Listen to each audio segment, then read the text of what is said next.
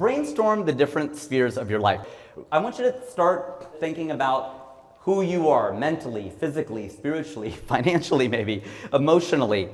One of my favorite films of this millennium, I'm going to say the best film of this millennium, is No Country for Old Men. I'm obsessed with this movie. I think it is unbelievable. 2008, I think, won Best Picture.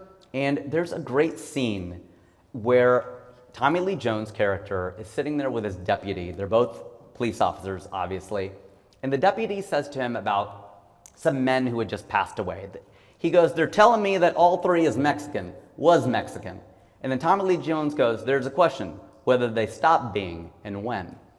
And it's this existential moment of like, okay, I'm Indian, but when I die, am I not an Indian anymore? Like, where does that end? Like, what does that mean? Like, it's an intrinsic quality that I cannot change about myself. I'm always going to be Indian. That is not going to change no matter what I do.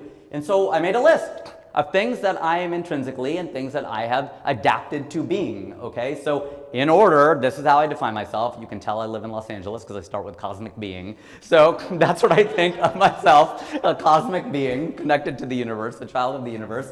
And then I say I'm a human, I'm a man. And I remember saying to my dad, we were having an argument about politics. I said something about like, well, I mean, I think I'm like an American first and a human second. Like, how can you be a human second? What does that mean? Like, what does that even mean? Because people have asked me, are you more Hindu or Indian? Are you more Indian or American? Like, I think these are interesting things. Actually, I just put up a clip on my TikTok and Instagram with Avantika Vandanapu, an actress, a young actress, and I asked her, what defines you more? Is it your race or your gender?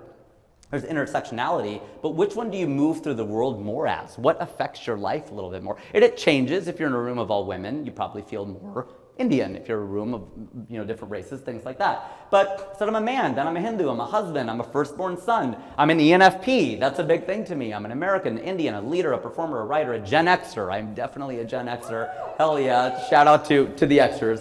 Wakanda forever.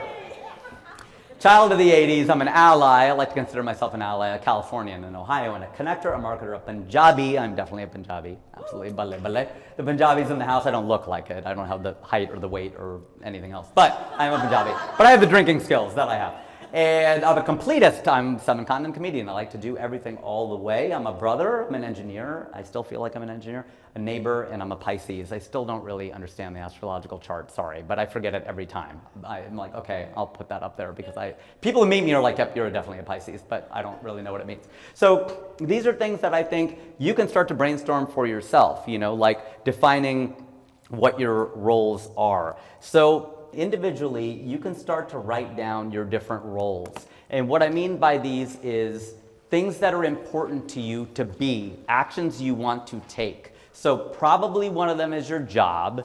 Probably one of them is the relationship you're in. It doesn't have to be, but sometimes people say, and I started living like my mother's son. I'm like, what does that mean? It means that you started putting your mother more centrally in your life. That's what that means. I have become that much more right now because my father passed away. So I have to really start thinking about myself as my mother's son. It's just a mindset. Of course, that is what you are, but what are the things? And some of them won't have any actions, attached to them. I was an Ohioan, right? But that doesn't really mean much other than every now and then I'll give the Bengals a shout out. But I don't really have to do much to continue being an Ohioan. I haven't lived there in 18 years. So you don't have to make a list of every single one of your attributes, but this is just to jog your memory or your thinking. And then here are some other ones. I'm not all of these things. I'm definitely not a sister or a Christian, but sometimes these pop for people, like I'm an SME, part of the ERG, or I'm a coach, maybe you coach softball or something like that, or cricket, whatever your thing is. So what are the roles you play? And I'm going to give you a few minutes just to think about it.